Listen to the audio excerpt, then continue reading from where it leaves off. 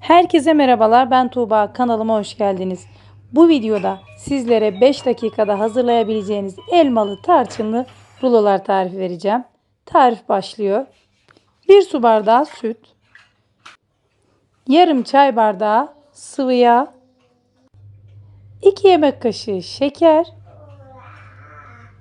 ve biraz da tuz ekliyorum. Şeker ve tuz eriyene kadar karıştırıyorum. Çok az malzemeli, içinde yumurta olmayan harika bir tarif. Tam 3 su bardağı un kullandım. 1 paket kabartma tozu. 1 paket de vanilya kullanıyorum. Yine ayrıntılı malzeme listesi açıklama kısmında yazacak. İlk olarak kaşıkla karıştırdım. Ve şimdi elimle yoğurmaya başlayacağım.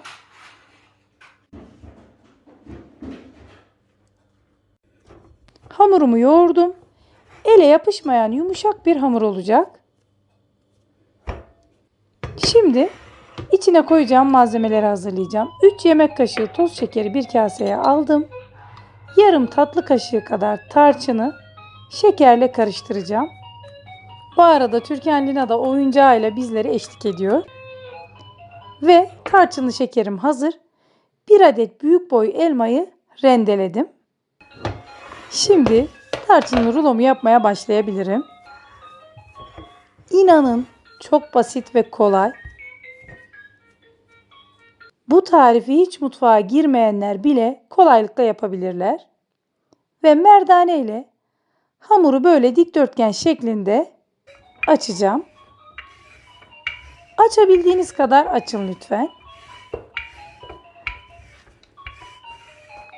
Videolarımı beğeniyorsanız lütfen kanalıma abone olmayı unutmayın.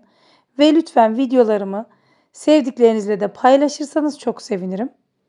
Şimdi hamurumu üzerine hazırlamış olduğum tarçınlı şekeri her yerine eşit bir şekilde yaydım.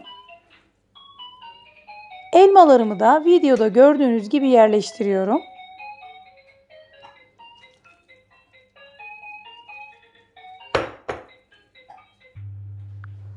Şimdi hamuru sıkı bir şekilde rulo halinde saracağım. Lütfen bu aşamada videoyu dikkatli izleyin. İnanın çok basit. İyice sıkıca sardıktan sonra 2'şer santim kalınlığında kesiyorum. Elma biraz sulandırabilir, hiç sıkıntı değil. Ve yağlı kağıt serili tepsiye kesmiş olduğum ruloları dizdim.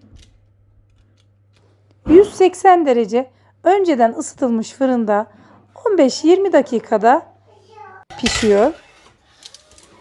İşte çok kolay tarçınlı elmalı rulolarım hazır.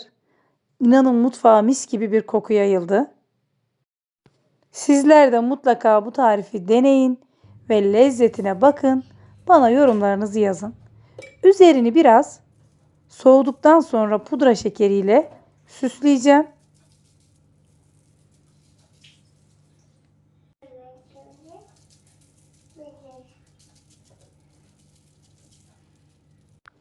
Ve tamamen pudra şekerini serptim. Şimdi servis tabağına alıyorum.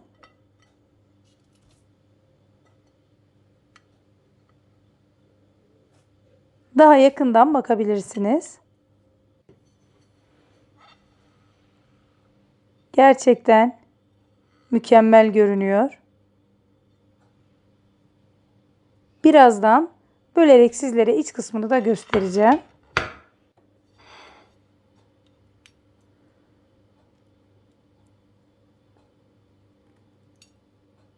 Gayet güzel, lezzetli, yumuşak, tarçınlı, elmalı rulolarım yemeğe hazır.